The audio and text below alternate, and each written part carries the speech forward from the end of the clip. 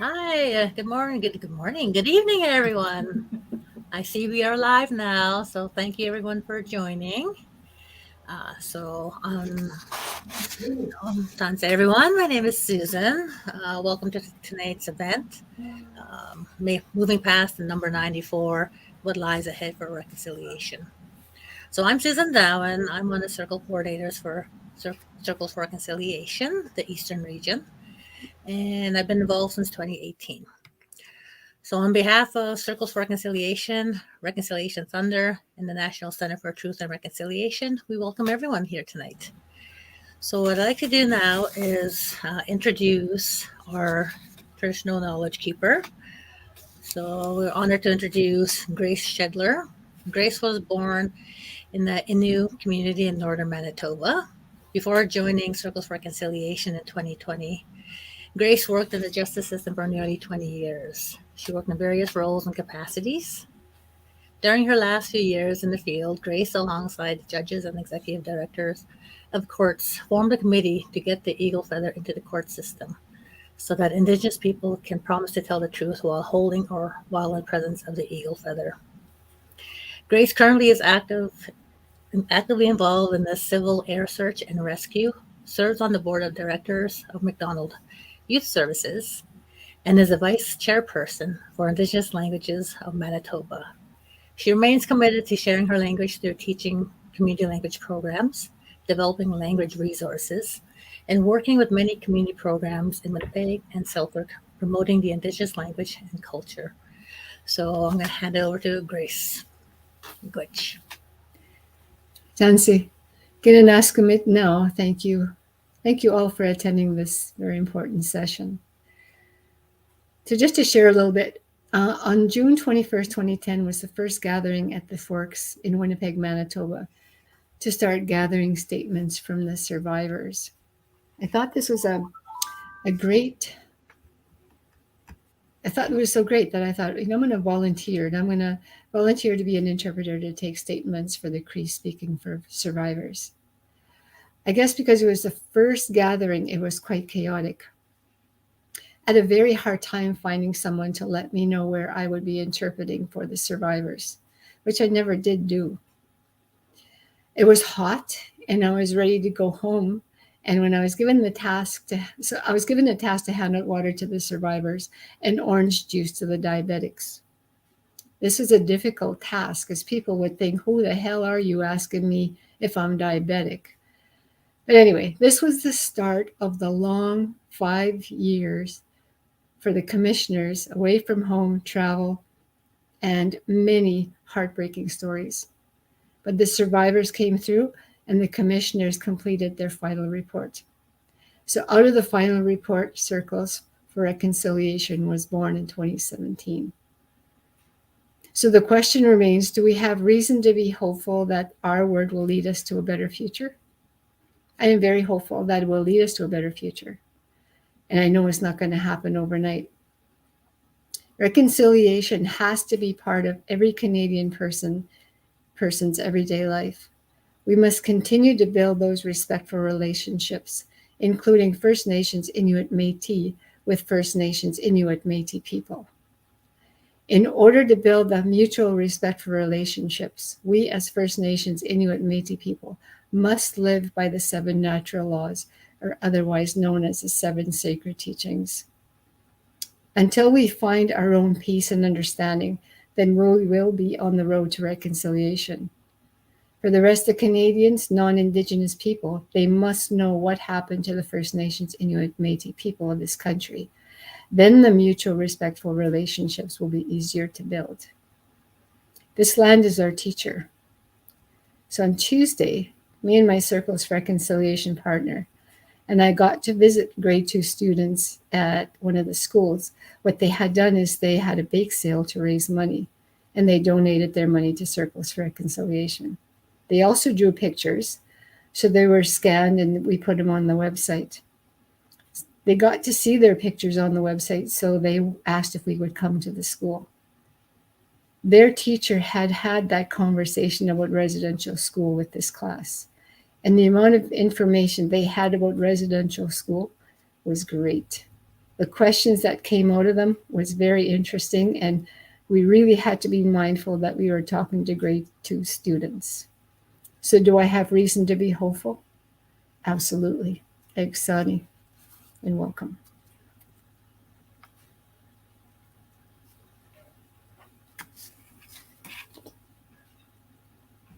Great. Thanks so much, Grace. Miigwech. So I'm going to just proceed and introduce Kaila Johnston, who's the magician behind the scenes right now, but who will hopefully will join us now. Yes, I'm just going to tell you a little bit about Kaila. So Kaila is the supervisor of education and outreach and public programming at the National Center for Truth and Reconciliation. Kaila oversees matters related to the support of educators, development of resources, establishment of outreach initiatives, as well as public engagement on residential schools and their legacy.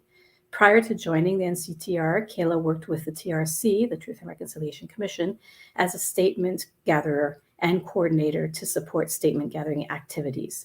She holds an honors BA in criminal justice from the University of Winnipeg and an MSc in international crimes and criminology from, can I let you say that, Kaila? Yes. Usually for the English, we go the Free University of Amsterdam, but otherwise it's known as Vrije Universiteit. Perfect. Well, welcome and thanks, Kaila, for helping us organize this. I leave it to you. Thanks so much for having me here today. And thank you everyone for joining us. I'm going to be trying very hard to stick to my 5 to 10 minute segment to make sure we stay on time today. So I'm going to share my screen to pull up the little bit presentation that I have here today. So what you're seeing up on screen is a very quick look at the 94 calls to action. And the Truth and Reconciliation Commission released the 94 calls in order to redress the legacy of residential schools and advance the process of reconciliation in Canada. There are 22 thematic topic areas, with justice accounting for the most calls to action at 18. Now, in a lot of my presentations, I'm often asked, can we get an update? What's happened so far? And I'm finding it more and more unhelpful to actually share necessarily an update, but I'd like to direct people to a number of organizations that do provide updates. And so up on screen, I've now put up the 3 out of the 4 websites that I use, which is Indigenous Watchdog, which updates on the monthly. I highly recommend individuals, if you're looking for the most up-to-date information, to visit their website. But I also use CBC Beyond 94, the Yellowhead Institute, as well as the Government of Canada's website.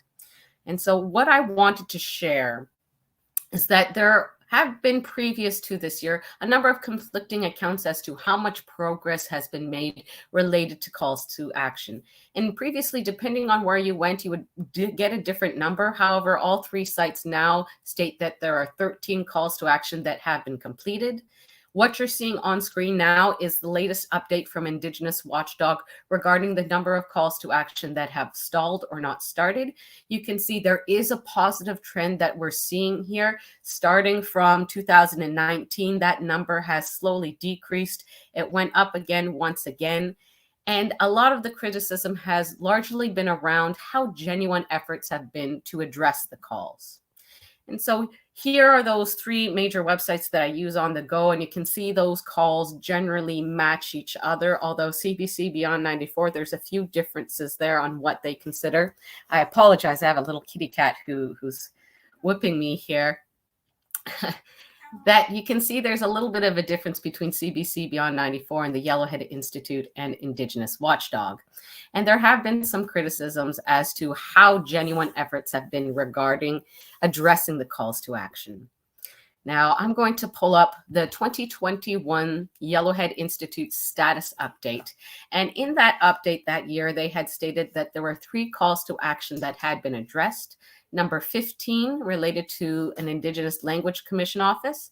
Number 80, a National Day for Truth and Reconciliation. And number 94, changes to the Citizen Oath Act. So within that, they also highlighted 5 major barriers to reconciliation. And so I'm going to highlight those barriers as well as 2 pieces of note. So one of the barriers they highlighted was paternalism, an ongoing attitude between bureaucrats, policymakers, and individuals in positions of power who have taken the stance that they know best when it comes to addressing challenges related to colonialism rather than looking at Indigenous peoples for the information and solution. The second was structural anti-Indigenous discrimination. Well, the use of legal myths such as the doctrine of discovery and terra nullius to justify the disposition of Indigenous lands and the manufactured poverty of Indigenous peoples. The third being public interest. So policymakers and individuals using the interests of non-Indigenous Canadians to shore up their actions, stating that the Canadian public just is not interested in addressing these challenges. The fourth is insufficient resources. We get so many provinces, but rampant and ongoing funding inequalities make it very difficult to reach meaningful reconciliation. And number five is that reconciliation has sometimes been used as exploitation or performance, where reconciliation-based behaviors are used to manage reputations of various government departments or Canada as a whole. Now, the other two observations the Yellowhead Institute highlighted is that not every call to action requires lasting permanent change. And in fact, there are some calls to action that are more structural while others are more symbolic. And if you take a look at some of the calls to action that have been addressed to date, they are considered to be more of the low-hanging fruit compared to some of the other calls to action, which require more substantive changes to structures like the child welfare system, the economy, say implementing the Declaration of the Rights of Indigenous Peoples. And the other piece they observed is that the calls to action have been treated like a tally list, where as we check them off, we can say, if we address all 94, we've reached reconciliation. When what is really truly being missed is the commitment piece. Now, when it comes to reconciliation, depending who you ask, you're going to get a different meaning, whether it's through an individual, organization, group. Now, the Truth and Reconciliation Commission defined reconciliation as an ongoing process of establishing and maintaining a respectful relationship. And so that's why you see some of these calls to action being stalled, is that a government body or an organization may address that call to action one year, but because they don't have that commitment to address it in future years, it falls off that wagon and becomes stalled. Now, the really great thing that I love about reconciliation is that interpretive piece, because each community has that ability to define reconciliation. Now, the double-edged sword of that is it's very difficult then, because of these varying definitions, to measure reconciliation.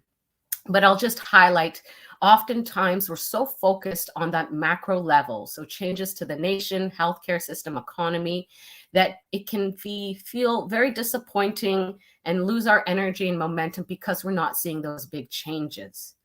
Now, because of that interpretive nature, I love seeing reconciliation, which is happening at that community and individual level. We're seeing organizations, workplaces, schools, neighborhoods, and communities come together by developing intercultural spaces of learning, having territorial welcomes at events and in prominent places, and engaging with each other. Now, at that individual level, reconciliation looks like an intergenerational survivor reconnecting with culture or a language lost, or a settler learning more about Indigenous peoples in that local area where they're living in. And that's what I really love to see and highlight, that there are so many efforts going on. So for me, although we may feel disappointed in not seeing action at those bigger levels, reconciliation is happening everywhere.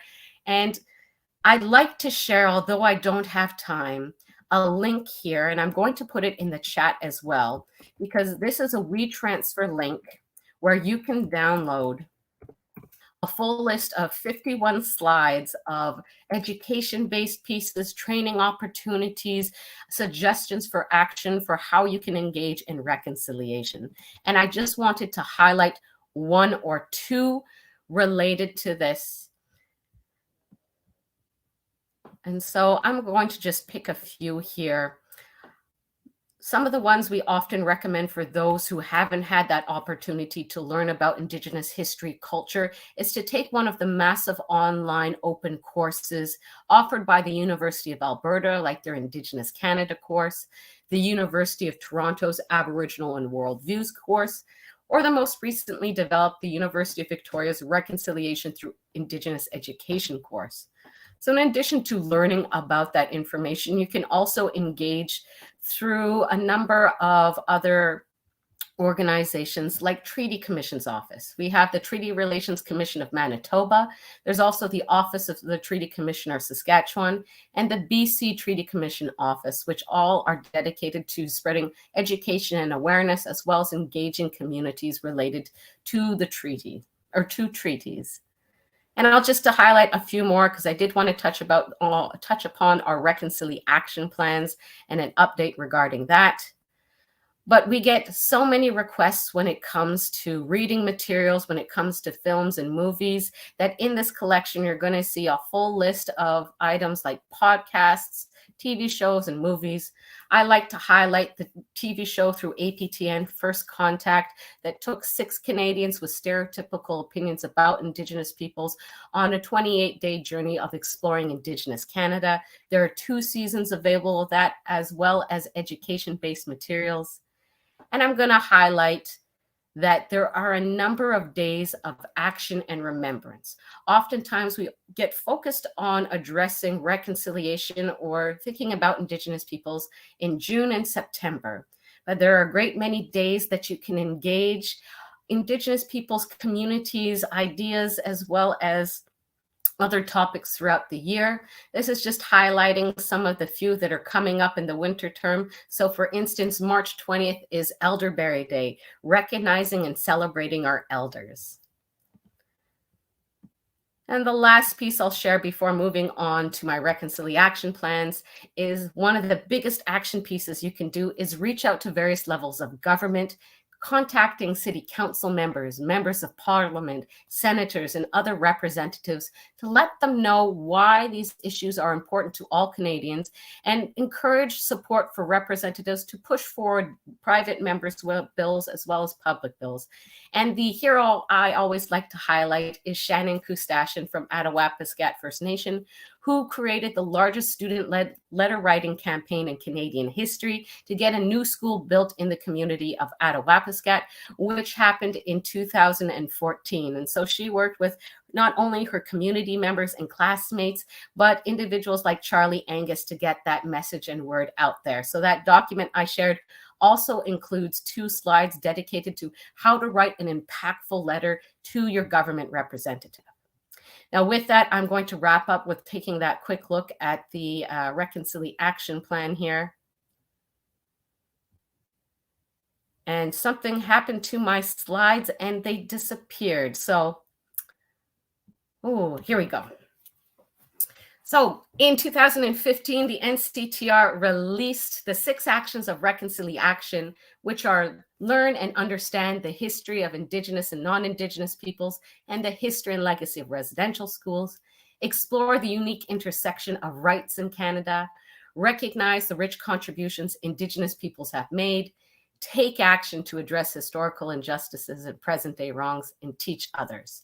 The unique part about the 94-94 campaign this year and the contribution of our center was the development of specialized plans for each one of the thematic topic areas. So what you're seeing up on screen right now is just a sample for the example for sports and reconciliation, numbers 87 to 91. On the NCTR website, you would be able to download a copy of any one of these reconciliation action plans to use as your own or to get inspired to develop your own. So there were 6 steps we developed when it came to creating your reconciliation action plan. Review those calls to action and find that area that speaks to you, whether education, health, or sports. Think about what your passion is, and even think beyond the 94 calls to action. Think about the calls for justice related to the murdered and missing Indigenous women and girls inquiry, or for instance, the Declaration of the Rights of Indigenous Peoples. Review those 6 actions of reconciliation action. Learn, understand, explore, recognize, take action, and teach.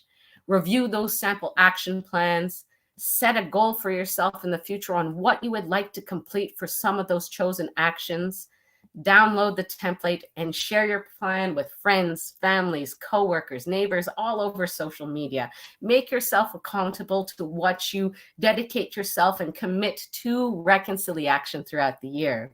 Now, I know I've now gone over my little time limit here, so I'm just going to circle back to highlight the 6 actions of reconciliation. Check out those resources I shared in the link there, and think about what you would like to do when addressing the calls to action or reconciliation in this country. So I'm going to remove this here. I'm going to pull Suzanne and Paula back up to the stream. And I want to thank everyone for listening to my little portion here. Oh, miigwech, Kaila. No, miigwech for all that you have shared. And, that is a big question that we do come across too for Circles for Reconciliation, some of those words that popped up on your presentation there, what can you do? What is reconciliation? Even just defining reconciliation, so that does take a lot to, try to define, because each definition is going to be different based on who you are, what you know, your knowledge, your level, and so forth. So definitely, I say miigwech for everything that you shared, and for sharing those links. So if everyone gets a chance, click on the link, check it out, check out their website. But moving on, I know along our agenda, it's time to introduce who we are. And I noticed we just zoomed right in here. So we didn't really get a chance to so many of you who have been on Eventbrite or heard about this event tonight, moving past the 94, what lies ahead for reconciliation. So tonight we're bringing panelists together and introducing our organizations to see what we've done so far, looking at the slide of the micro mesas that Kaila shared on it, so what level are we at? What are we doing, kind of thing. So that's why we're here tonight, to share all that, and also to let's not forget the 94 campaign.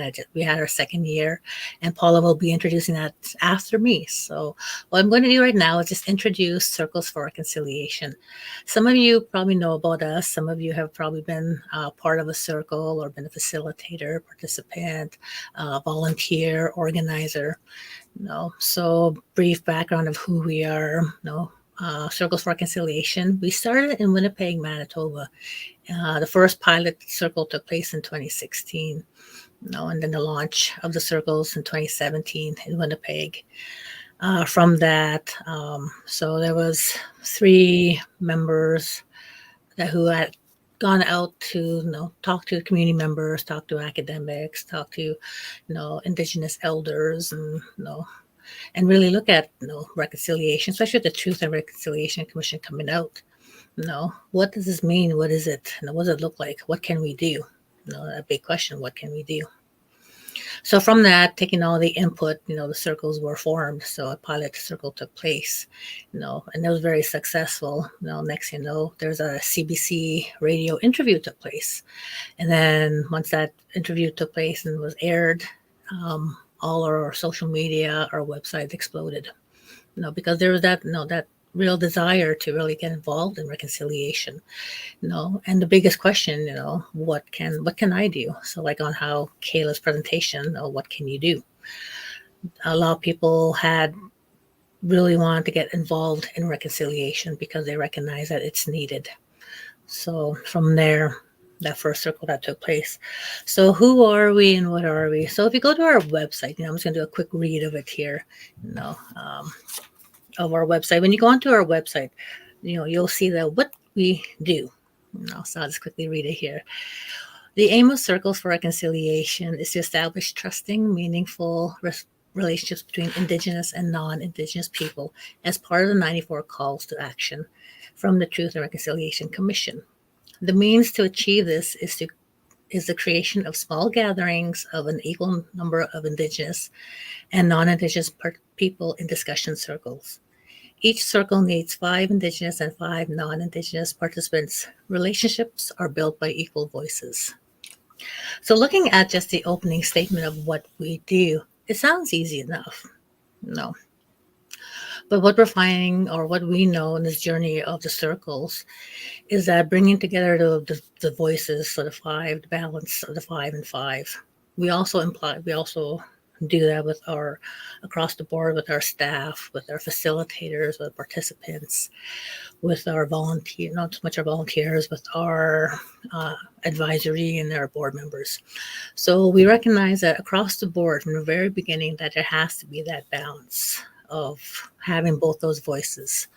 So bringing those voices together and coming together with the common vision of reconciliation. So bringing together, so how we are, what we do is we have circles. It's 5 Indigenous will register, 5 non-Indigenous will register.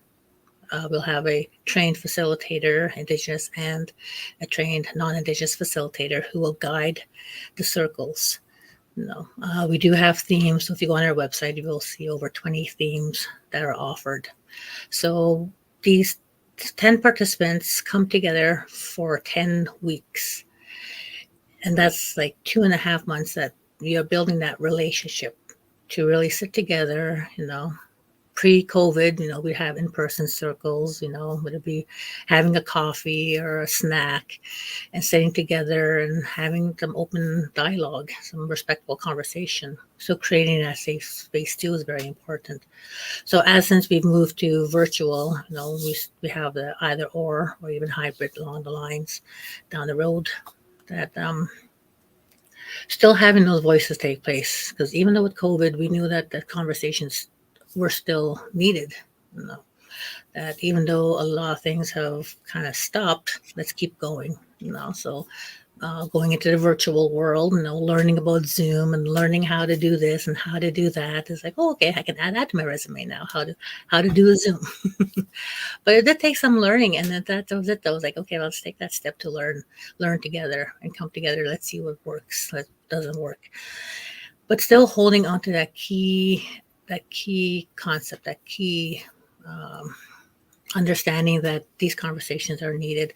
So having discussions on themes like, for example, misconceptions of Indigenous people.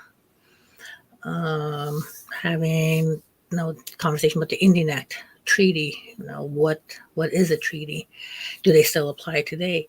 Looking at things of the past and bringing them to the present, because we all recognize, based on the TRC and previous reports that have taken place in the history of reports, that there is still a need to create better relationships between Indigenous and non-Indigenous people of Canada. And how do we do that? And then those circles, Paula and I have had the honor of being a facilitator of circles, coordinating circles, and that's our role. But really being on the ground, we're all on the same spot where it's like, okay, we're here for the same common vision of reconciliation, that ultimately we want something better for the future, for our children, our grandchildren, our nieces, nephew, who's ever down, in their next generations, because the 94 calls to action, with the campaign that took place over 94 days. And how do we keep that going? How do we keep that momentum going? How do we keep the TRC going? How do we bring honor to those stories of the thousands of our residential school survivors who took that time to share their story, to say that, okay, this is what happened, the truth. How can you have reconciliation without truth? So having that balance in our circles of truth. So everyone come into the circle and bringing their truth to the tables, to the circle.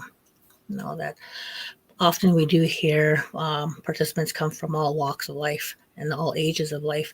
We've had young ones as young as 16, and we've had those who are like in their 70s and 80s who have taken part in the circle. We've had participants who are like in their late 70s say, why wasn't I taught this? Why wasn't I taught about, what happened to Indigenous people? And having those candid conversations that are needed, those honest conversations. And then also looking at reconciliation more so as a journey of reconciling with self. So what are you doing to reconcile with what you didn't learn or what you didn't know So when we have those who come into a circle, or we have that conversation of, here I am, 7 years old, and went to high school, went to university, had children, had grandchildren, and here I am just learning, and when Kamloops happened, many tears were shed that day. So out of that, that is how the vision of 94 and 94 came to be, which Paula will share and more information on as well. So that's kind of what we do. So when you do go on our website, you will find a lot of information.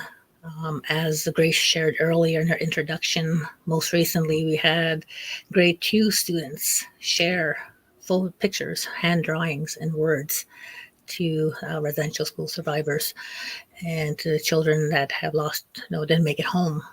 So it's very heartwarming, and to know that that is going to be on our website soon too.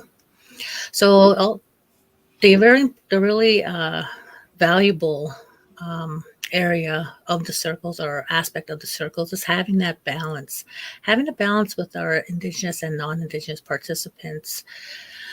The calls to action were heard, and with our non-Indigenous participants, a lot of our numbers are a little higher than the Indigenous numbers. So how do we bring balance to that? So really encouraging as many, to start learning about who we are, what we do. Come join a circle if you can. Bring that balance, because I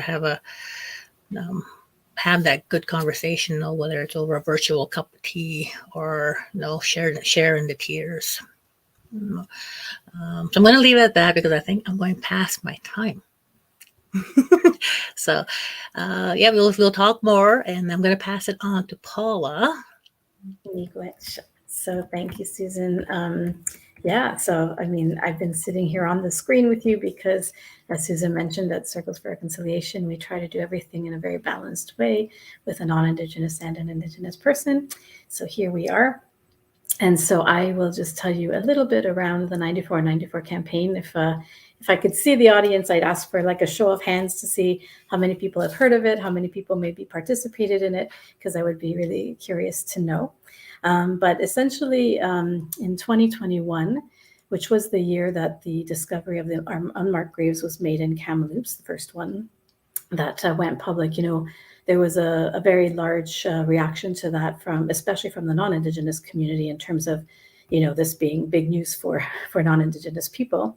And so as our organization came together and spoke with Jim Thunder, who was going to be joining us shortly from 94 and Reconciliation Thunder, and we just started to talk about what can we do to kind of respond to this response, from non-Indigenous people who were asking, what can we do? This is terrible. And we realized that many people still had not read the Truth and Reconciliation Commission's report, which was released in 2015. And so this is 7 years later. And we thought, one of the best things that people could do to at least start on this path to reconciliation is read the 94 calls to action, which is part of that report. And so that's how we came up with the idea for the campaign in 2021. So we launched it in September, and we ended it in December in 2021. And then we ran that campaign again in 2022, but this time we actually started it in September and ended in December. And so essentially there were two goals to the campaign, which was really to get Canadians to read the 94 calls, and then to challenge people to choose one of the actions and to take action on it through a reconciliation plan, especially this year that we've been partnering with the National Center for Truth and Reconciliation, which Kaila was just talking about. And so we all decided to come and work together. So essentially what the heart of the campaign was to really try to get people more familiar with what the 94 calls were. And so for 94 days, each day we highlighted one of the calls to action. And we did that mainly over social media. We did it over MailChimp. We got people to share it in their workplaces. And so it was, I think, quite a success. And when Jim joins us, he'll be actually sharing much more about the ins and outs of how that campaign ran. So that's pretty much an overview of what the 94 and 94 campaign is, and we'll be running it again. And in fact, this event in itself is a way of wrapping it up, but also to kind of look forward and to keep the calls to action on people's minds throughout the year, not just during the 94 campaign and during those 94 days, and for the entire year is important for people to just stay on top of it and to be thinking about what they can do on a day-to-day basis, to take some action on reconciliation. So I don't know, so Jim is supposed to be joining us next, but I think he's just landing and I don't know if he's present. So I don't know if Kaila, if you think that if you've seen Jim arrive yet, or if we wanted to try to do something else before he joins. Oh, you're on mute. Jimmy hasn't arrived yet, but I do have his prepped video if we'd like to play his video, and if he wants to add comments after, if he can find that connection, I can definitely patch him in. Sounds like a good plan then. So we'll segue into Jim's video, which will tell you a little bit more about the campaign and Reconciliation Thunder. Thanks, Kaila. Hi, everyone. Jim Thunder here from Reconciliation Thunder. Thanks so much for joining us today.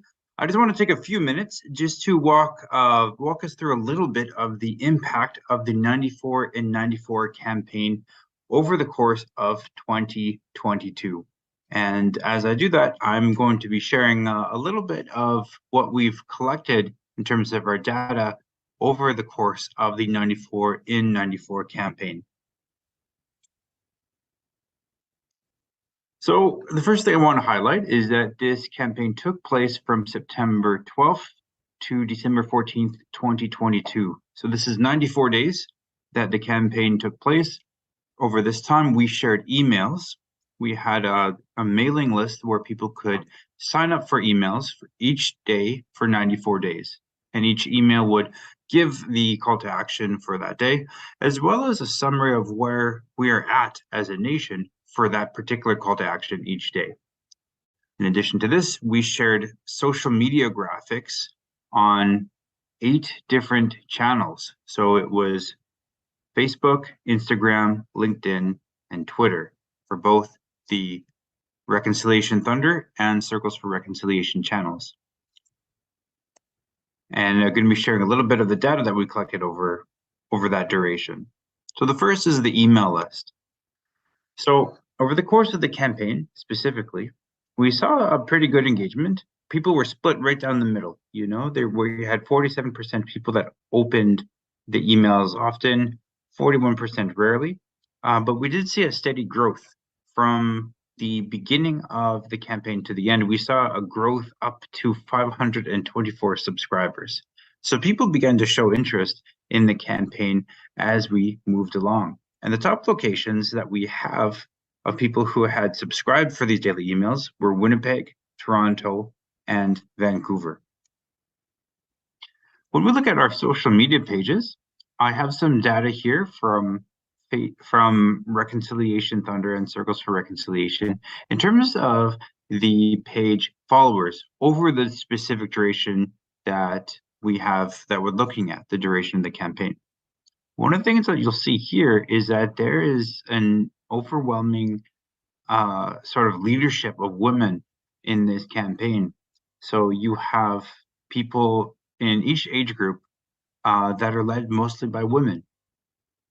The largest age group that we see is people between the ages of 35 and 54, seems to be our highest demographic, both in the 35 to 44 and the 45 to 54 categories. So that's interesting to see over the course of the campaign, but also the reach. And this is what I want to focus on here today, because it's the reach that's really important. We were posting these images, these summaries of the 94 calls to action every day for 94 days. And the challenge was for people to share.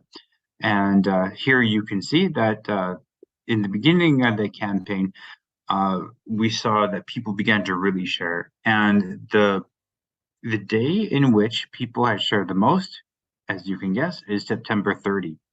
And then it sorts to sort of rise and fall as you go throughout the course of the campaign, picking up a little bit at the end as you look at both social media accounts. You'll also see that there's steady growth over the course of the campaign for both organizations. When we look at the cities, for both Circles for Reconciliation and Reconciliation Thunder, the top engagement was Winnipeg. Second on Facebook for both was Toronto. And then on Circles, you can see Calgary, Edmonton, Victoria, and so on. And on the Reconciliation Thunder side, it's Saskatoon, Regina, Calgary, and so on. So the goal of the campaign was to have a spread out, a nationwide impact. And so you can see that we've been able to hit a good number of cities. And I think that our goal for the next time we do the campaign will be to have increased percentages in the other cities. Instagram, we see something quite similar, of course, in both organizations, as was the case with Facebook. The largest sort of engagement took place around September 30. Here we have the most engaged cities. On the Circles for Reconciliation side was Winnipeg, Toronto, Saskatoon, and on the Reconciliation Thunder side was Winnipeg, Saskatoon, and Toronto, with the last two just being the inverse of each other. So I'm switching over now to LinkedIn. So this is the data we have for LinkedIn over the same period.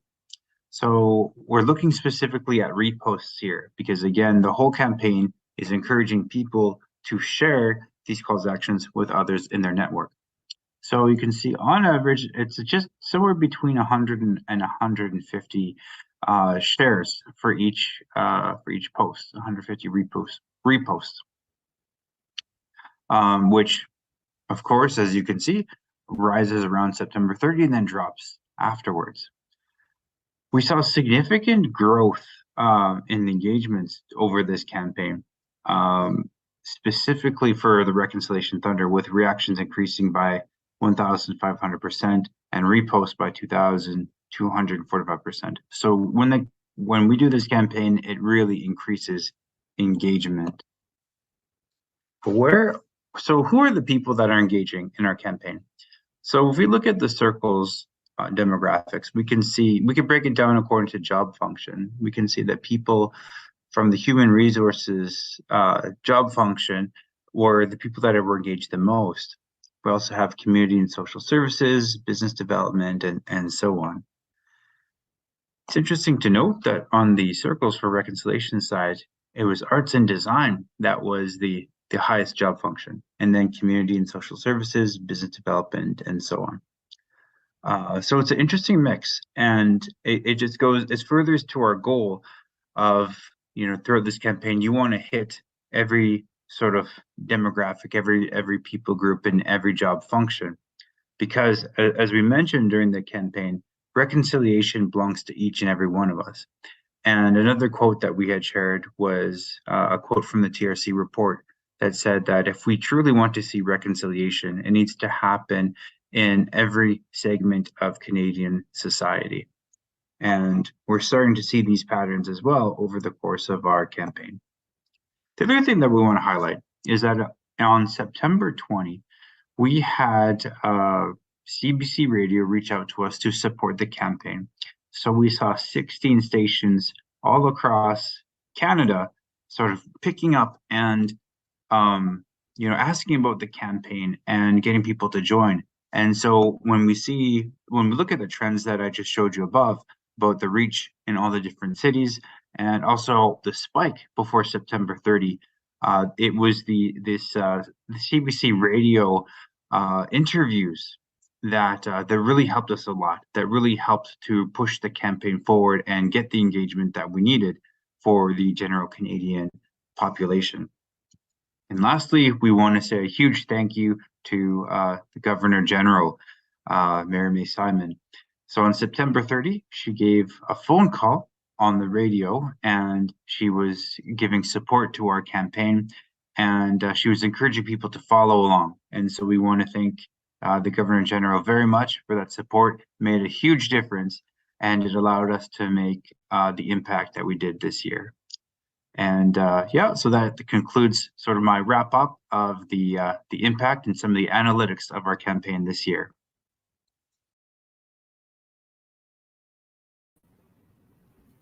All right, everyone. So yeah, thanks so much. So I'm just a couple things to add, I guess, on the presentation was one of the main focuses of our campaign this year was to allow us to have the reconciliation plans made, and we looked at the data in terms of how many people was able to make a reconciliation plan and send it to us, and it wasn't as much as we had thought. And so one of the things that we want to take away from that is if we sent out a survey to everyone. So if you haven't seen the survey, please take some time to fill it out. You can find it on our social media pages. And if you're signed up for our mailing list, you can see the link there. But that survey is super useful to us because it's one of the questions is about the reconciliation plans. So if there's anything that we can do in terms of better explaining it or making it more accessible, we'd like to know that, and that'll be one of our learning points, I guess, for making the campaign better. But yeah, interested to connect if there's any other questions about the impact of the campaign. Thank you so much to everyone who shared each and every day, and thanks for everybody who signed up for the 9494 mailing list. So looking forward to continuing to connect and working with you to raise awareness of the Truth and Reconciliation's 94 calls to action.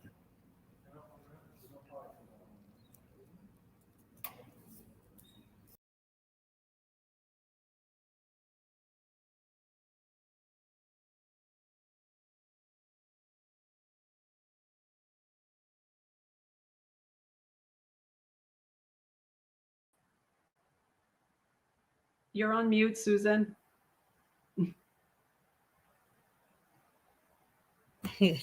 Hello, sorry about that. I can remember that. But so good evening. So I'm proud to introduce Suzanne Carrière. So Suzanne is Canada's first Métis citizenship judge. That's a hard word for me.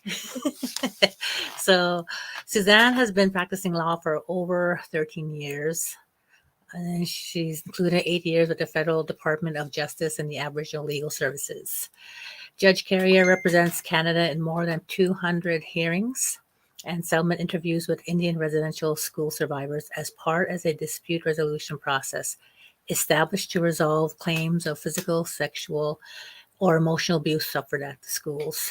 Judge Carrière earned her degree, Bachelor of Law, at the University of Calgary and a Bachelor of Arts at the University of Manitoba with a double major in criminology and psychology. So I would love to introduce Suzanne Carrière. Thank you so much for that, Tansei. Hello, everyone. Chimigwich Jimmy for this opportunity to chat with you all, and it's an honor to be here. And I want to thank Circles for Reconciliation for all the amazing work that you're doing with this important 94 in 94 campaign, bringing much needed awareness to the TRC's 94 calls to action. I also want to thank Knowledge Keeper Grace for her thoughtful opening comments and for getting us started in a good way here. So I'm joining you all from Treaty 1 territory on the homeland of the Métis Nation, and I am Red River Métis on both sides of my family. And so I honor the Indigenous matriarchs at the origins of my different Métis lines, and I honor all my Métis relatives as well, including the fur traders and buffalo hunters and those that were dispossessed of their land through Métis scrip, and those who fought to resist the trampling of Métis rights. So I am a citizenship judge, and since most people have no idea what that is, I'll just take a quick minute to explain. First of all, we're not regular courtroom judges. We just deal with Canadian citizenship only. There's only 9 of us across Canada, so we're a pretty rare breed, and we do have 3 main tasks. 1, we're decision makers. 2, we do outreach work, and 3, we preside citizenship ceremonies where we swear in new Canadian citizens. That's the part of the job that people are most familiar with and what I'll focus on today. And in my 4.5 years in this role so far, I've presided over 1,500 citizenship ceremonies where I've sworn in people from just about every country around the world. And I'm on track to welcome my 100,000th new Canadian next week, which is an incredibly humbling milestone for me. And one of those 100,000 new Canadians was Jimmy's wife, Alicia, which is how we first connected. So thank you, Alicia, for that. It is the best job ever because people are generally so incredibly happy to become Canadian, and it's such an honor and a privilege to be part of that special moment in people's lives. And it also allows me to occupy a fascinating space at a crossroads between the two fastest growing segments of the Canadian population, Indigenous peoples and newcomers.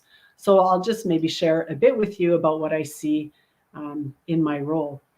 And my appointment in and of itself was a bit noteworthy because I am Canada's first Métis citizenship judge, and more generally, Canada's first Indigenous citizenship judge. And it is a pretty cool position for an Indigenous person to have. I say that generally because I strongly believe that Indigenous people belong in all levels of government, including in leadership and decision-making roles. But I also mean that specifically because I think it's an especially good fit to have an Indigenous person welcoming others into the Canadian family, right? Like there's some symmetry there because First Nations people were the very first to welcome others onto this land. And Métis people, by definition, are the descendants of Canada's first immigrants. And so I use my little platform as a citizenship judge to talk about reconciliation at every opportunity. So every time I preside a citizenship ceremony or do presentations or speaking engagements or media interviews, I always quote the Honorable Maurice Sinclair, who is the chair, of course, of the TRC, because I absolutely love the way he describes reconciliation. He said that it turns on a very simple concept, which is, I want to be your friend and I want you to be my friend. And I'll never forget the day I heard him speak those words, because I thought it was an absolutely brilliant way to explain such a complicated topic in a way that made it easy for people to understand. And the quote is particularly helpful to me in my role because I'm often speaking with newcomers where there might be some language barriers, or with young people who might not know much about Canada's complex history with Indigenous peoples. And so I use it because friendship is a concept that everyone can understand, regardless of what country they're from, their gender, language, or age, because we all know and understand what a friend is. And I always impress on new Canadian citizens that reconciliation is a responsibility shared by all Canadians, whether Indigenous or non-Indigenous, and whether born here or elsewhere. And so I always encourage them to think about how they can be a friend to the Indigenous community and to think about what they can do to advance that friendship in their homes, communities, schools, and workplaces. So there have been many memorable moments along the way in this context. So early on, by total fluke, APTN filmed one of my ceremonies, and they ended up airing some of the comments I make about reconciliation on a show they did about the relationship between newcomers and Indigenous people. So that was really cool. And then a few years back, I helped organize a citizenship ceremony where I pushed for all of the special guests to be Indigenous, the very first time that would ever happen. So I presided, and we had 3 elders, we had a member of parliament, an MLA, a lieutenant colonel from the Army, and a sergeant from the RCMP. And they were all First Nations. So that was a very proud moment for me. And more importantly, it was an extremely positive and powerful image of Indigenous peoples for new Canadians and their guests to see. And then a year and a half ago, I presided the very first citizenship ceremony in Canada using a new and improved oath of citizenship, recognizing the inherent and treaty rights of First Nations, Inuit, and Métis peoples. And that was, we've heard it mentioned here before, that was in response to the TRC's call to action number 94. So I guess one of the 13 that's been implemented. And again, it is kind of low-hanging fruit in the sense that the oath just had to be changed once, and now it's in place forever. So since then, every single new Canadian citizen swears this new oath recognizing Indigenous rights, which is so important. And so all of these little things just mean that there's more Indigenous representation at citizenship ceremonies. There's more exposure to Indigenous cultures and way of thinking. There's more opportunities for newcomers to think about reconciliation and to think about the role that they all play in advancing it. And it's led to many, many, many wonderful and inspiring conversations about reconciliation with new Canadian citizens, who in my experience are often quite receptive and even eager to talk about it, partly because many of them came from colonized countries themselves. And so it's a concept that they're already familiar with. And I think even that quote about friendship from Murray Sinclair really resonates with new Canadians. I've had several of them mention it if ever I bump into people on the streets or at events, or sometimes people find me on social media and reach out. And when they do, they almost always mention my words about reconciliation. And so it's really touching and humbling to know that people are hearing that message and they're still thinking about it long after their citizenship ceremonies. And this was something that certainly happened even before the discovery of unmarked graves in Kamloops, but it's been happening much more since then and since the new oath of citizenship was put into place. And so I do truly think that many newcomers are getting it. They see and they understand the importance of reconciliation, and they recognize that they have a role to play in it. And even in my 4.5 years, I've seen a difference from when I started and where things are now. And again, because newcomers are such an important and significant and growing segment of the population here, it really is, it gives me a lot of hope that people that are choosing Canada as their country know and see that they have a role to play in making the country even better and stronger. And of course, so I work for the federal government, which again can be in and of itself a difficult, uncomfortable, and lonely place for Indigenous people to work. And I always give this example, like it's pretty awkward as an Indigenous person to administer the oath of citizenship to new Canadians, because for those who aren't aware, a part of the oath of citizenship is pledging allegiance to, well, the Queen and now the King. But despite the sometimes awkward fit, I have noticed some progress at work as well over the past few years. Now, I'll be the first to admit that progress within the federal government is excruciatingly slow and exceedingly clumsy, but I do see some progress nonetheless. I see that more effort is being put into the recruitment, retention, and promotion of Indigenous peoples. I see Indigenous voices are increasingly being sought out and listened to. There are many more initiatives geared toward the inclusion of Indigenous people and learning about Canada's complicated history with Indigenous peoples. Just this afternoon, I facilitated the first of several virtual Kairos blanket exercises within my department, IRCC, Immigration, Refugee, Citizenship Canada. And there's a huge interest there from managers and staff wanting to attend these sessions. IRCC also has a group called the Indigenous Peoples Circle that I've joined. They put on a ton of amazing events and they've got great resources for people who want to learn more. I run a book club through that circle. And I've also joined something called the Cousins Initiative, where I mentor new Indigenous employees at IRCC. And these are all things I kind of do off the side of my desk, not because I have nothing else to do, but just because it helps myself and other Indigenous employees feel connected, included, and valued. And it allows me to take up space as an Indigenous person, but more importantly, to make space for others like me. And these might all seem like silly little examples from my life and my work, but they're microcosms of what's happening throughout Canadian society. Because everywhere we look, there's no denying that some progress is happening. I don't think many Canadians can say anymore that they don't know anything about Indian residential schools or MMIW G2S or 60s scoop. And that wasn't the case even 5 years ago or 10 years ago, and certainly not 20 years ago. So there's been tremendous progress on the awareness side. And more and more Indigenous peoples are taking up space, not just in Indigenous communities and organizations, but in mainstream society as well, like in classrooms, in legislatures, in courtrooms, in boardrooms, in science labs, arenas, museums, art galleries, literature, music. I mean, it just goes on and on and on. So do I have reason to be hopeful that reconciliation will lead us to a better future? Well, yes, I really do. I think it's happening already, and that it must and will continue to happen. We all have to believe it, because really there is no other option.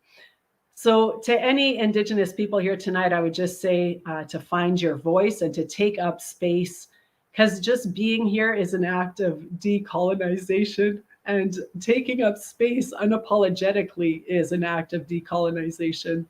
And that taking of space will lead to a better future, not just for Indigenous peoples, but for all people, because Canada can only reach its full potential if all of its citizens can reach their full potential. So that's it for me for now. Merci to you all, Chimigwich, Jimmy, and Circles for Reconciliation, and thanks again for the invite. Marcy, and thank you, Miigwech, Ekozi. Thank you so much. We really appreciate you participating. And it's good to hear some positive things happening. So thank you so much, Suzanne. So I'm going to just take a moment to introduce our next speaker, because I think we're running slightly behind. So we'll try to get through everyone. Want to give everyone equal time. So here's Skye, who's joining me. He's the Indigenous Youth Research Associate with the Indigenous Affairs Office at the City of Toronto. Skye is a queer, neurodiverse, non-status Cree man. His father was adopted in Quebec during the 60s scoop. This has caused some intergenerational trauma, which has caused disconnect from the traditional lands his father's parents came from.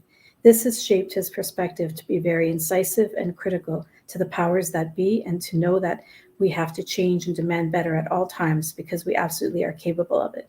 Skye comes from a film background with an undergraduate degree in film and television, a postgraduate certificate in script writing, and a master's degree in documentary. He has always loved and valued storytelling, and believes it is a human quality that our ancestors rightfully prioritized and valued, as stories serve a greater collective purpose. He hopes to work with the community to continue this great tradition of storytelling, excuse me, so that we may continue to harness this power in a good way, and so that we can create a continually better world for those who come after us, where they can tell their own stories. So welcome, Skye, and it's great to have a youth voice as well on the panel. So I'll leave it to you. Thank you. Woohoo! I had a slideshow up, but I think it'll take too long and we're running behind, so I'll just off the cuff it. So basically, thinking to the TRC 94 calls to action. The City of Toronto has developed their own reconciliation action plan based off those calls to action, and also those of other municipalities. For ours, there's like 28 action items instead of 94. The reason being, there's all the politics, and there's the whole what I like to refer to as the jurisdictional jujitsu, where everyone goes, you can only do this or only do that, which is all the fun stuff of the government bureaucracy. But all that being said, it's a 10-year plan, and it's a living document, and that aspect's very important. It's something that can be updated, improved on at the 10-year mark, and the goal is to have that continuing. And that is a very important element for reconciliation. Is it's not something that you just do and you do your check mark or your rubber stamp and then it's done and you put it in a box somewhere and frame it or what have you. It's ongoing work. It's something that needs to be continued to go on from now and forevermore. And something that should have been done at all points, but at least we're here now and we have to keep doing it. And that's really important. And so we launched this year, and I joined the team 3 or 4 months after it launched, and now we've started going through these items. I just want to share some like quick ones that were already accomplished or mainly accomplished. We had the apology to the Métis people. So what that is we had Mayor John Tory delivered a personal apology on behalf of the city of Toronto for assembling militia and sending them in the 1880s off to the prairies to sort of overthrow the rebellion of Louis Riel. And that's something, an element of history that is swept under the rug, and many people, even myself, uh, weren't really aware of. And yet, that's a horrible action, and is something that happened. But now we have this apology, and now going forward, we're developing sort of financial reparations in the form of like education programs to sort of get this knowledge out to the populace of Toronto so that everyone is aware of this history and we know what happened, and we can sort of acknowledge it and address it. Other actions, we had the Sacred Fire program. This was launched in October of this year. The past year. Keep forgetting we're in the new year. Anyways, this program, we already had indelible rights to, engage in sacred fires, but the reason we launched this program was to sort of make a formal process so that Toronto Police Service and Toronto Fire Services would be aware of what sacred fires are, and we could also start working to teach people, whether they be newcomers or general citizenry, who are just completely unaware of what a sacred fire is and what that entails, so that these fires don't have the police or fire services called to shut them down or whatever. It's not like a party where someone's just, going around a tire fire or what have you. Like these are proper ceremonies, often with religious or spiritual undertones. And now we get to take that opportunity to teach people and to no longer have this adversity from services that really should be there to support Indigenous folks.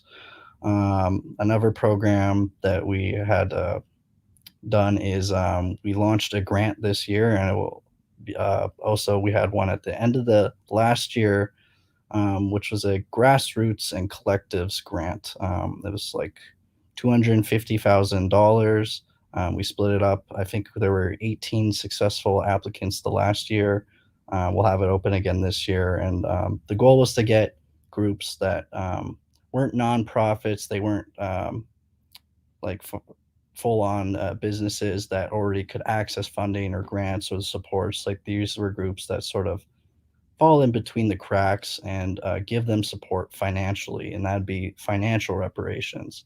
And I think that we should also pause on, because this is a government piece of legislation and guides that has the word reparations in it. That's something that throughout my entire life I wouldn't have expected to see, and to actually have done it too is just fantastic. And I got to be part of the grant committee. I think there were 5 of us in total, and we got to like find ways where we worked with groups to get all of them greenlit, so that there wasn't any group that couldn't get greenlit because of whatever problem. We'll just find a way to work with them so that we were able to get this large sum of money to support people. And that kind of emboldens and empowers the community in a great way that often, we forget about. Like at the end of the day, money is a giant help as much as we don't always want to have to deal with that. It's the reality of the world we live in. At the same time, we think about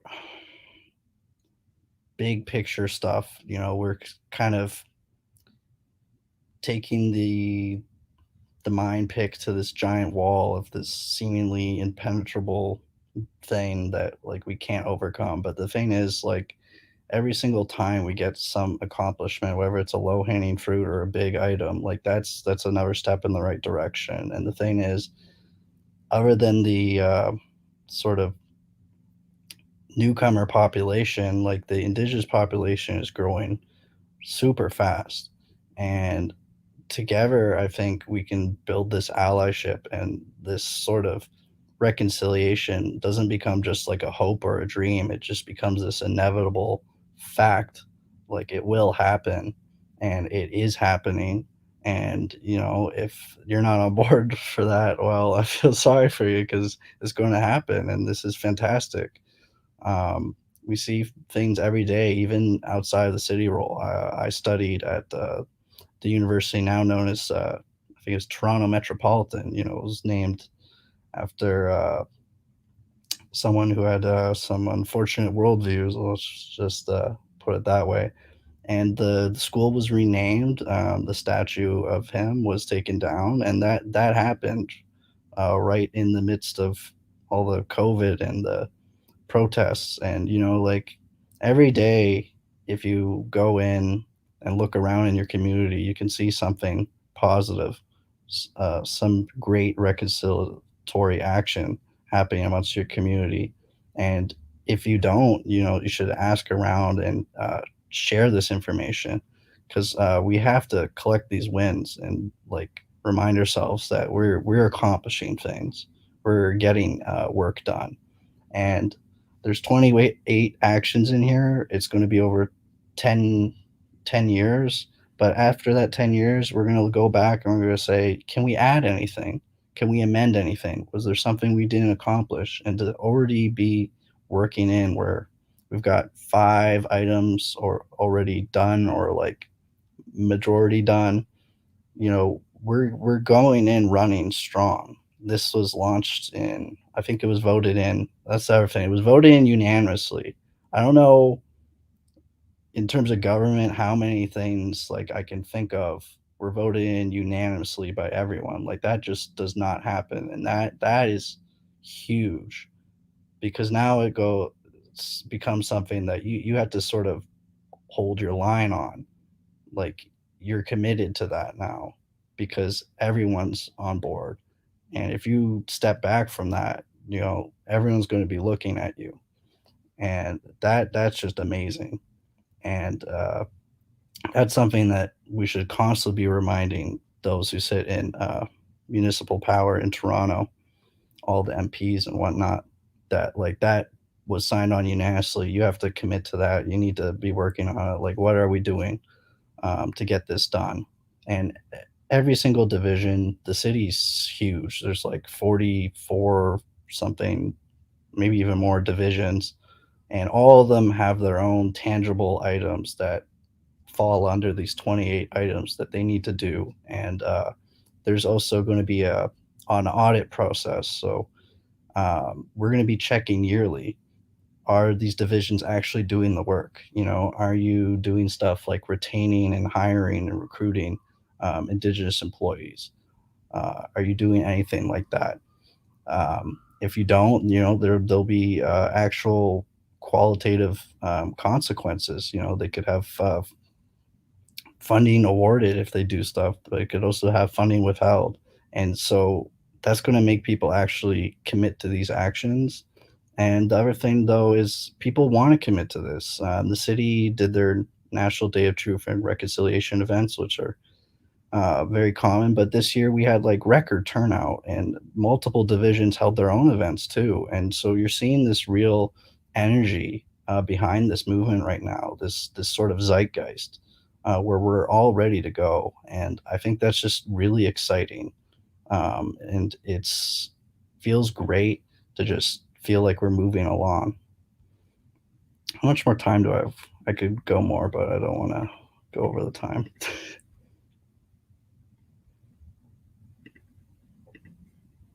No time check. I'll just keep talking while I'm waiting.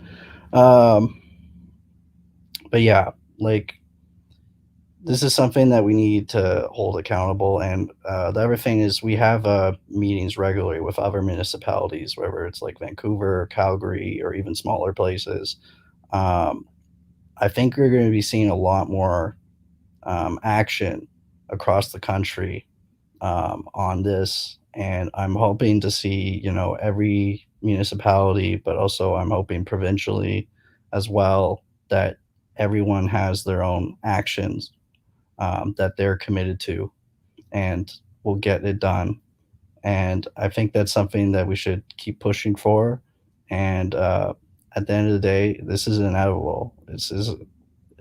We have the hope, but it's better than hope now because it's happening. And I'll wrap up there.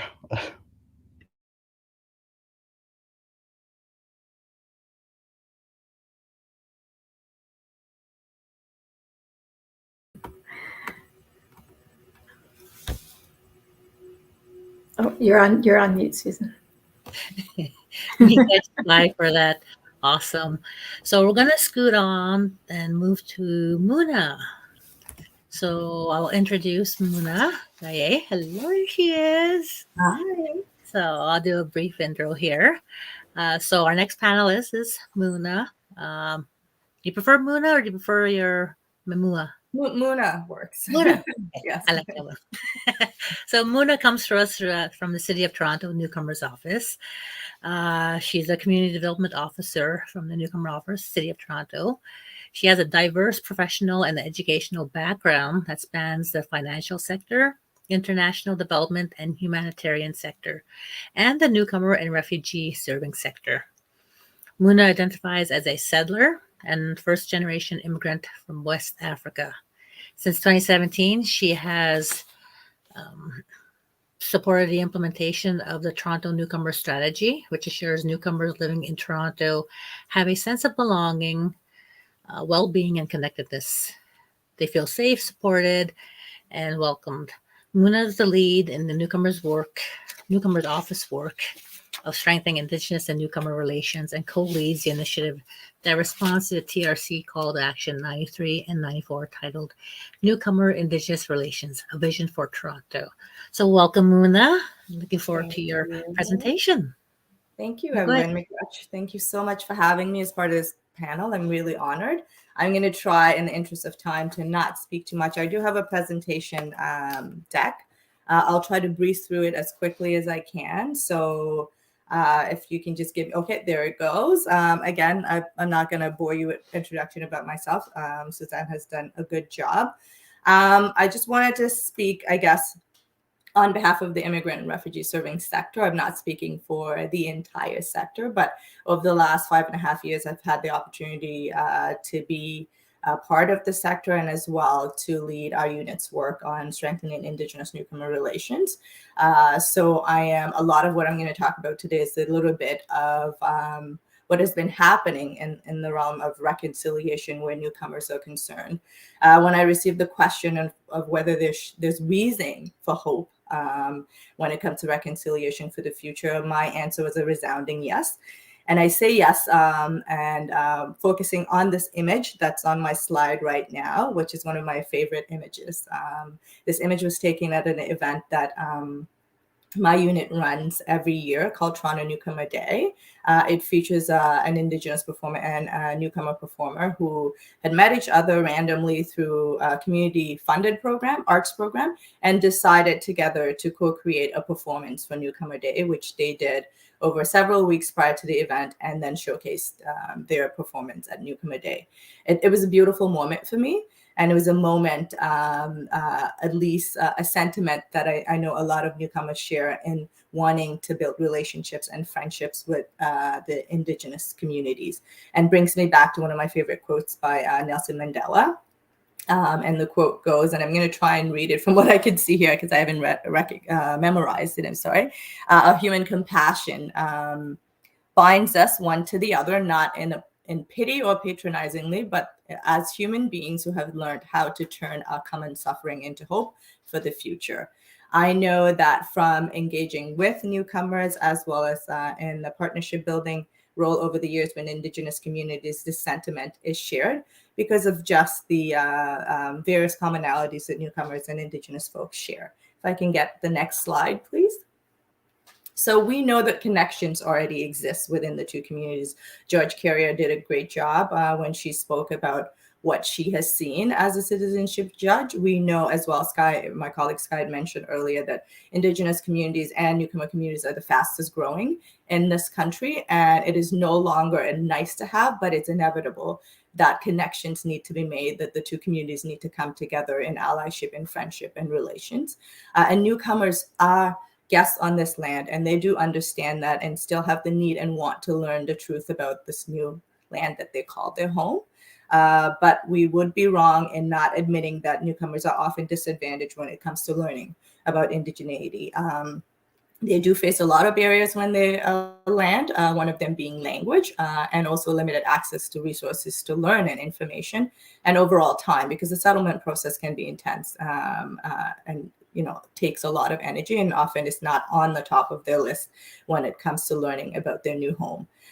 Because of this gap, newcomers are often underinformed and often misinformed about Indigenous histories, cultures, and perspectives.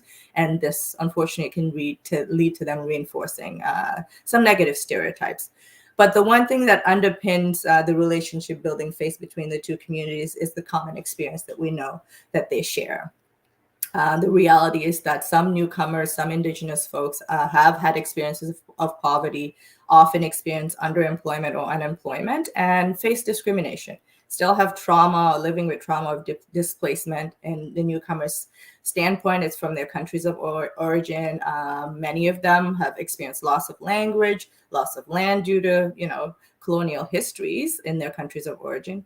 But also they do share similar worldviews. Many of us, myself, I identify as not a newcomer, but a newcomer to Canada nonetheless, that we come from cultures that focus on the collective instead of the individual as a worldview. And that sort of worldview has always built a spirit of allyship in newcomers and a genuine interest to learn about the other side, really. Next slide, please. I'm not going to bore you with the calls to action. We already know what the two that relate to newcomers are, 93 and 94. Judge Carrière already spoke to what the sort of status on 94 has, and we're very happy to see that the oath to citizenship has been changed. 93, unfortunately, not much progress has been made on that, while the calls to action are targeting the federal government or the government of Canada in essence. They're not the responsibility of just the federal government. And within the sector, the immigrant refugee serving sector has taken it upon itself that some of the responsibility lies on our shoulder. And the fact that the information kit for newcomers hasn't been updated doesn't mean that there's not more we can do as a sector. And that work has been ongoing over the last, I would say, 5 or 6 years. Our office did a national scan back in 2018, I believe, to see what was happening across the country in terms of reconciliation work and in terms of building newcomers' knowledge and giving them opportunities to connect with Indigenous communities. Next slide, please. And so this very briefly is not an exhaustive list by any means, showcases all of the work that is happening across the country. Not everything, because I know when we did the scan, it was a few years ago. I'm sure tons more is happening, or new resources, new opportunities for engagement. But these are just a few. Some in British Columbia. Vancouver was one of the provinces that was the lead in this kind of work, at least over the last decade. They are sort of like that case study that a lot of us in the sector look to. They developed a Vancouver Dialogues project, which was a 2-year project that brought the two communities together in conversation, in dialogue. And out of that came a report and as an end piece, a basic guide called the First Peoples Guide that was targeted at newcomers and giving them an opportunity to learn. Out of that, a number of other resources, a number of other platforms in Manitoba, in Calgary, in Nova Scotia. There are so many opportunities, some small, some much more larger scale, some focusing on bringing newcomer youth together in conversation, some focusing on exploring the history of language, both on the Indigenous side and newcomers' experiences with language. So a lot is going on across the country. Next slide, please. And then within our own province, and more specifically looking at the Greater Toronto area, things are happening, not as much on the large scale as we've seen in other parts of the country. So nothing specifically targeted at newcomers per se, but some opportunities and platforms that newcomers have access to.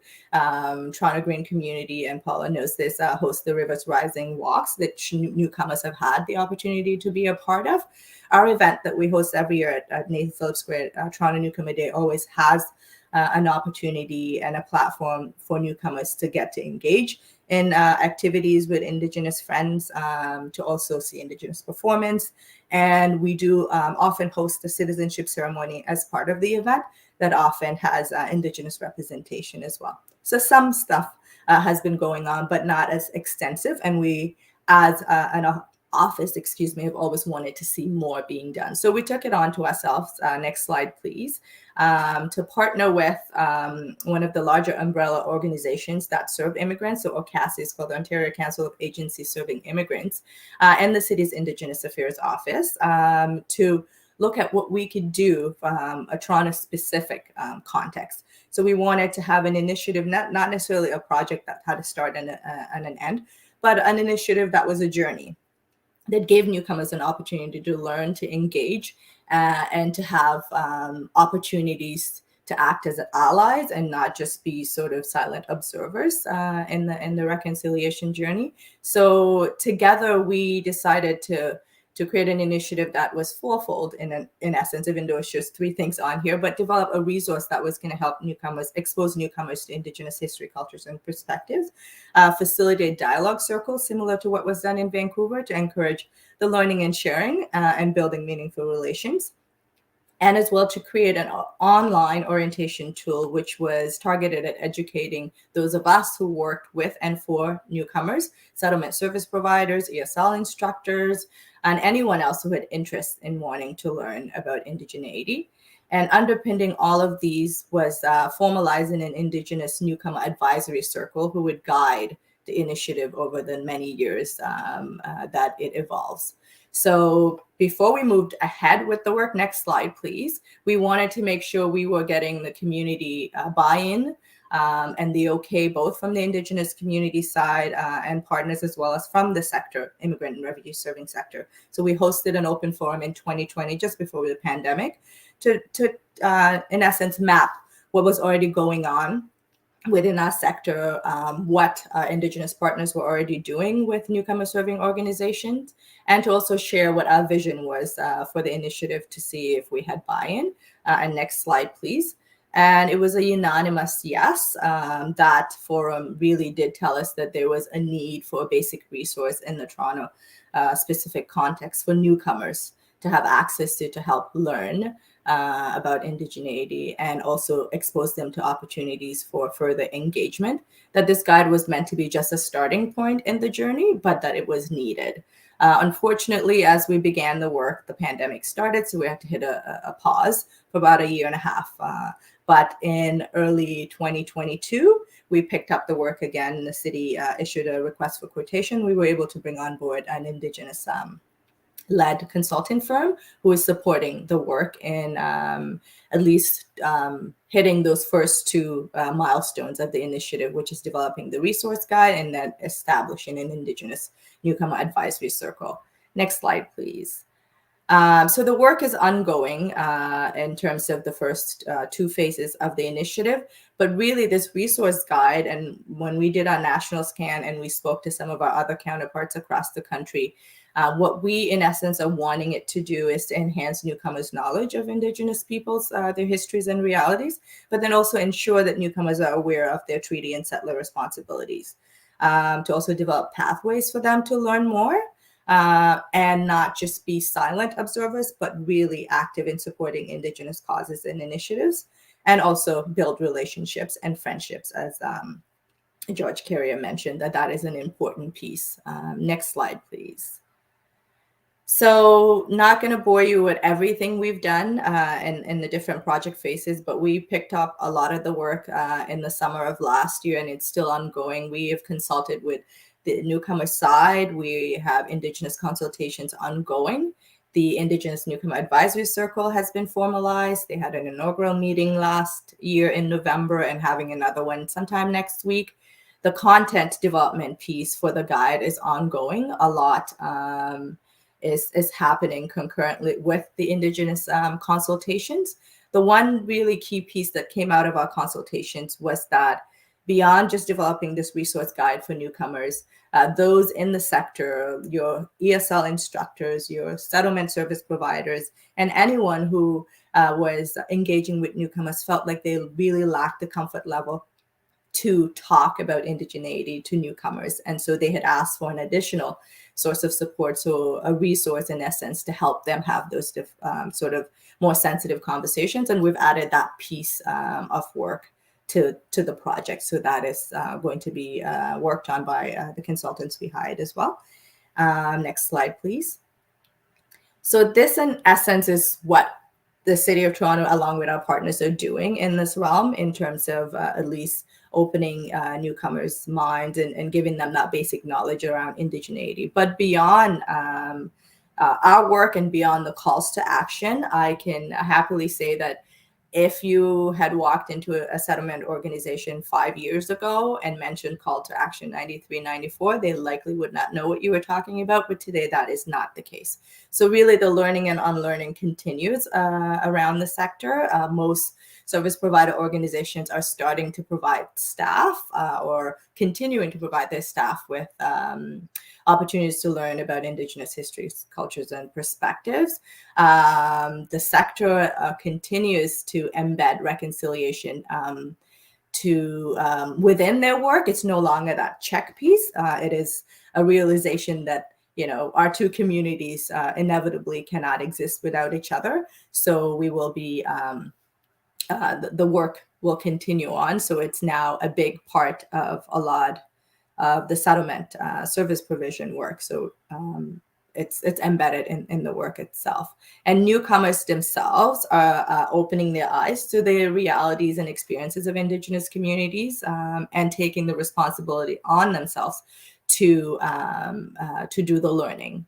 Partnerships are being built across the city between our two communities.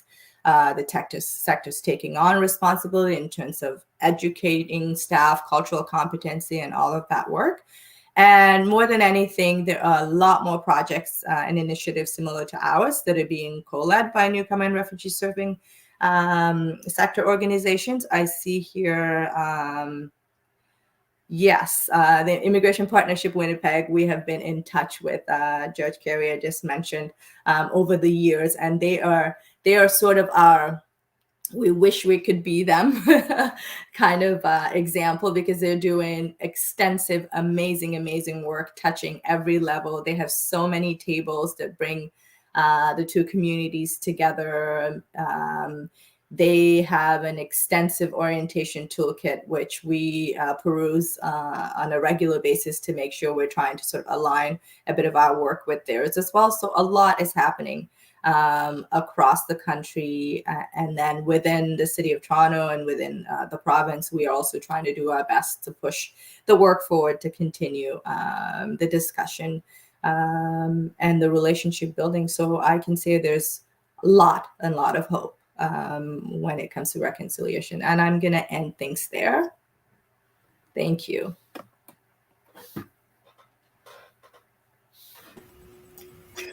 Miigwech, that was great. Really appreciate that. I see that we're over time, and I'm hoping that all of you who are attending can give us another 10 or 15 minutes. We have our final panelist, and then we will just be doing a closing. So if you're able to stay on, we would love to have you stay in and not miss our final panelist, who is Jill Andrew.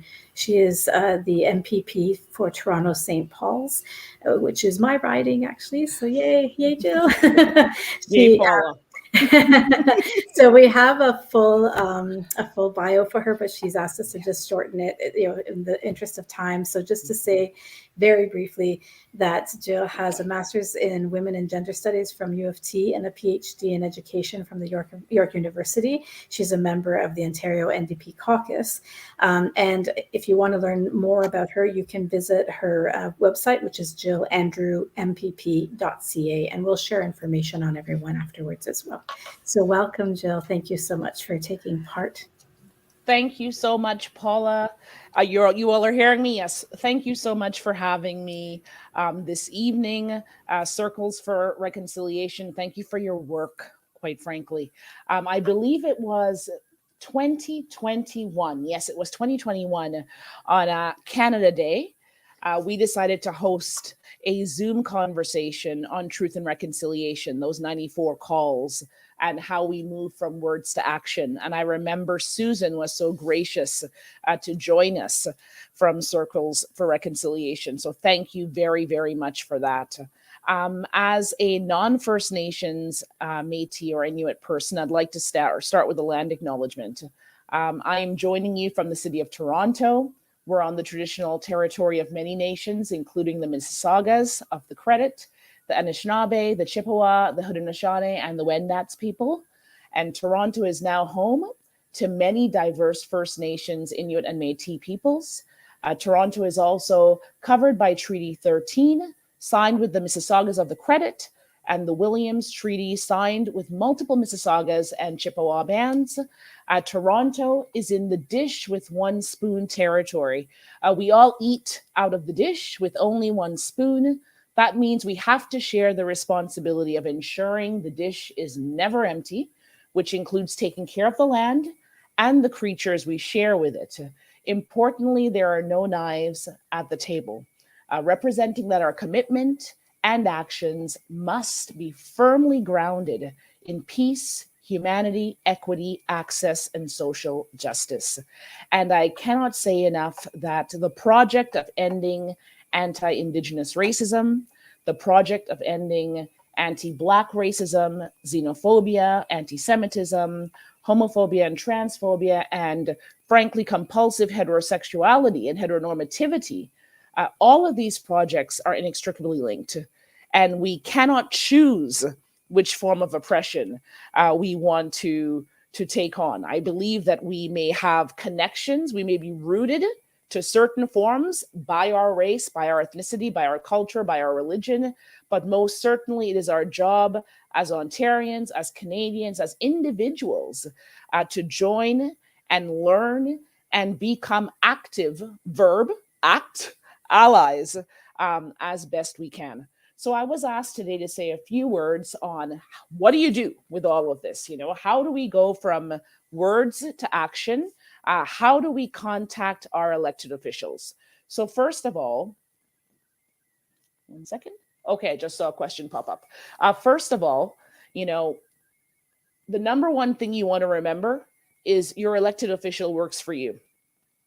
It is our job to respond to your inquiries. It is our job to have active office staff, and I do here in St. Paul's. I'm always very thankful for their contributions, who help us do the work of listening to our constituents, having meetings with our constituents at Queen's Park, as well as in our communities, on the phone, on Zoom, on a park bench, wherever we have to go to get to our constituents. So any issues that you have or any opinions that you want to share, you can write to your elected official. Every single one of us has a website where you can find our emails, our phone numbers to our offices, our Twitter handles, our Instagram handles. Use them, Facebook pages, you name it. Some people are on TikTok. Reach your elected official as you can. Next, I also want to say petitions are a form that you can bring into the legislature, and you can, get your MPP, or frankly, any MPP, to stand up on their feet during chamber duties and speak your petition into the Hansard record. The really important thing about petitions is that the governing government, the Conservatives, the Progressive Conservatives right now, under the premiership of Doug Ford, they need to respond to those petitions. So we as your MPPs, we're then able to share that response or non-response by the government back to our community members. I also want to say that many MPPs will take constituency meetings, they will take stakeholder meetings, and these are meetings that can range anywhere from 15 minutes to maybe half an hour, sometimes a little more, according to your MPP schedule. When you come to those meetings, think about what your issue is. and think about what your goal for the meeting is. You might not be able to lay the entire story out, but if you've got 2 to 5 asks for your MPP or goals that you want to present to them, that is something that can be very, very, very useful. So, you want to see Indigenous curriculum, enshrined across Ontario schools. So maybe you're presenting your MPP with a petition to do just that. And you're talking them through the petition and you're asking them to get up on their feet and speak to that issue. Maybe you're talking to your MPP about the housing affordability crisis, and you want them to really fight to ensure that everybody has access to a respectable and dignified home.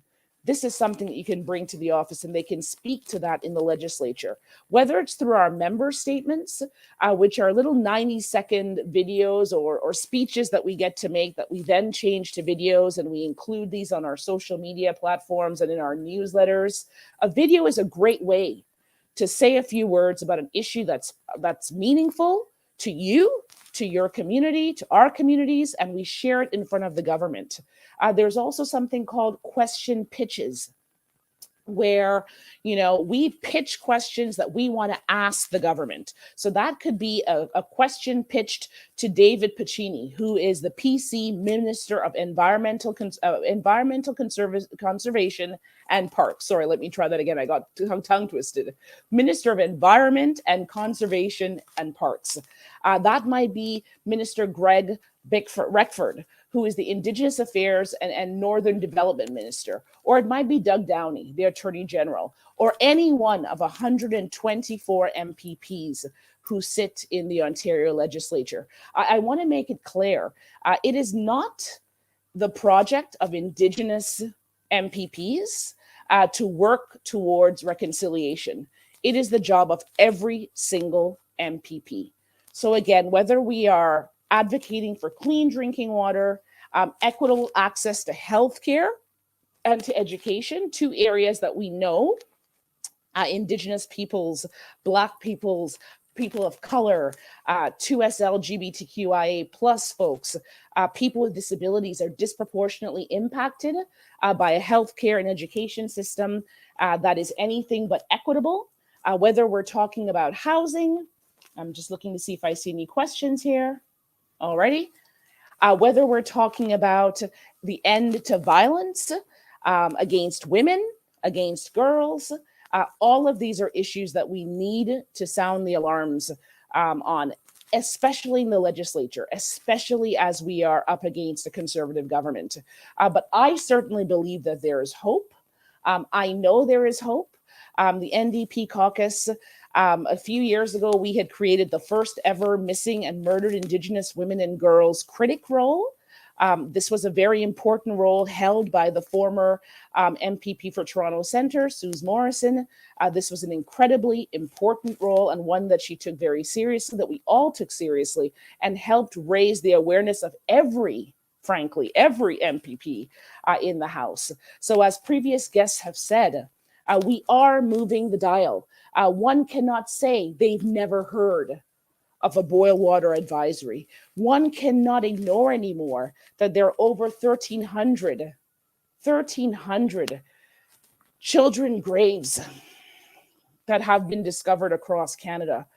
We cannot ignore anymore the realities of the 60s scoop. All of these pieces come to the floor in politics at every level of politics. And as constituents, each and every one of you have a right to speak to your elected officials, to ask them questions, to ensure that they are raising your questions in the legislature, to have a visit to Queen's Park. It's your house. You can literally come to Queen's Park, sit in the members gallery, watch your MPP at work, have lunch with them afterwards, have a talk in their office, discuss your demands, discuss what you need to see your community be better off. And on that note, I want to also let you know that the Ontario pre-budget hearings are coming up. And here in Toronto, we have a deadline of February 7th. So any person, any stakeholder who wants to talk to the Standing Committee on Finance and Economic Affairs about what they feel the Ontario budget must include. What are the priorities as we stare, eye to eye, face to face, an affordability crisis right here in this province? What are your priorities? Tell the government, register by February 7th to tell the government what the budget needs to include. If you want more information on that process, reach out to your local MPP across Ontario, or you can even just shoot us a message at jillandrewmpp.ca or on Twitter or Instagram at Jill's Last Word, and we can help connect you with your office. So I think I will leave it at that because I'm mindful of the time as well. But all that to say, we all have a role to play here. None of us have the luxury of leaning into ignorance. We have to act. Lives depend on it. We've seen the grave inconsistencies, inequitable care, concern that has happened during this pandemic for certain marginalized groups as opposed to the quote unquote mainstream. We've seen the inequities. We know what's at stake. And I do believe we have a future that we can fight for, but we don't only have to fight for the future. We need to fight for today. So thank you very much for having me. And if there are any questions that you didn't get a chance to type, shoot me a message and I will get back to you.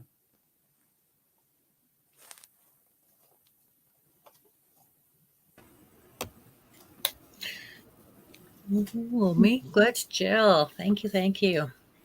So we have the team here now. So as you can tell, we have gone over time. So it's evident that this is a conversation that really does require a lot more time. But the time that we did have together was very valuable and so filled with so much. So hoping that we are able to bring to show everyone that there is progress. It may be slow. But it is happening. Whether it's the micro, meso, or macro. There we go. Yeah, that there are those steps. There's the community level, there's the individual level. That there is still going and it is still alive. So, as you've heard from our panelists, they all shared the progress that they've made in their areas, and each one is going to do their own closing comments. And they've also shared their answers to the question. Is it what lies ahead for reconciliation? Is there hope for reconciliation in the future? What can you do now, presently? In the present, and what can you do to make things better for the future? So all I want to say that miigwech for that to you, and taking that time to build a relationship, and strongly encourage for our First Nations, Inuit, and Métis community members out there, come, check out our websites, check out our organizations, take part, bring your voice to the circles, bring your voice to the campaigns, bring your voices to any projects that are taking place, future ones that we may be putting together soon.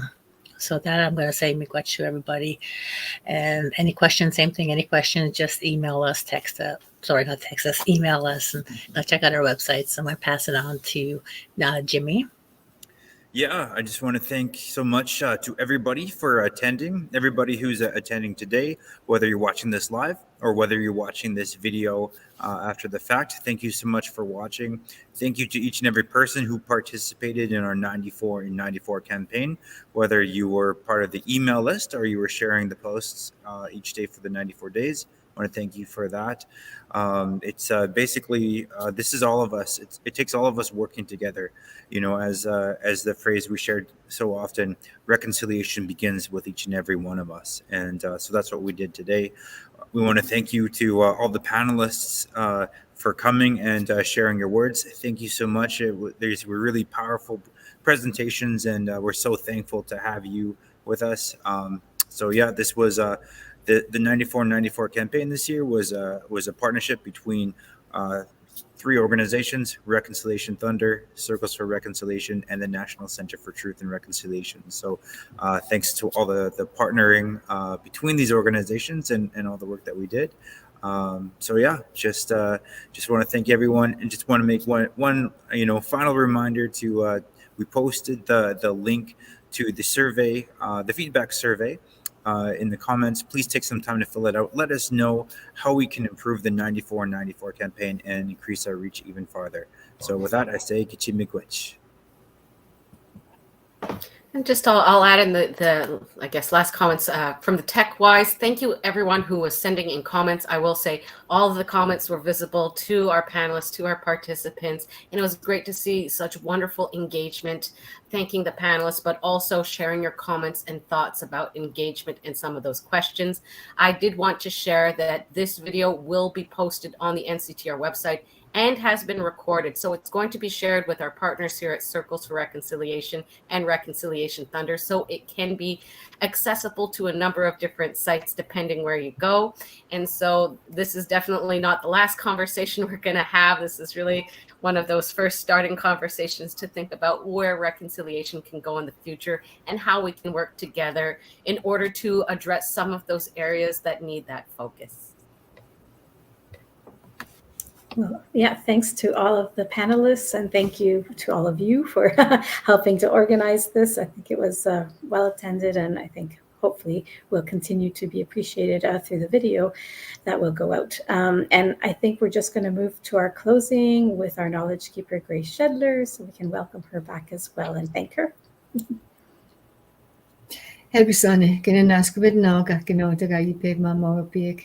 So certainly a lot of good information, certainly a lot of action items that one can take. Kaila mentioned many things like in her presentation we could join. Susan mentioned Circles, join Circles, check out our website, Circles for Reconciliation. There's no cost to participants and you just have to commit to once a week for 10 weeks for 90 minutes. And there are also many YouTube videos. There's First Nations Inuit Métis gatherings, drop in. Perhaps check out the National Center for Truth and Reconciliation that's coming into your community. Definitely a good event to attend. Get an ask them now. Kaila, Susan, Paula, Jimmy, Suzanne, Skye, Muna, and Dr. Jill Anders for your presentations. Agsani, get an ask them now.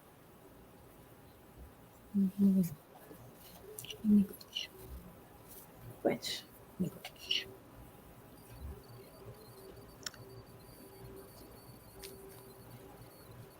Good. So thank you for coming and stay tuned. Check out our websites.